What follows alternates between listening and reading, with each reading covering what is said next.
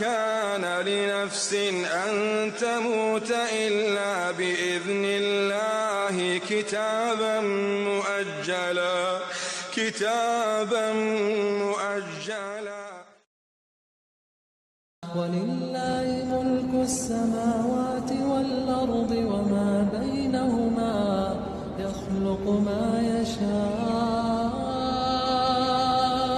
والله على كل شيء قدير.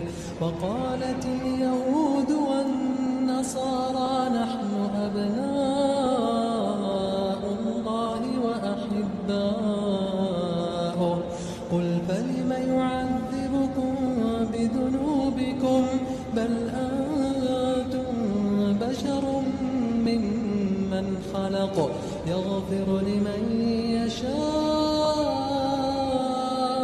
ويعذب من يشاء ولله ملك السماوات والأرض وما بينهما وإليه المصير.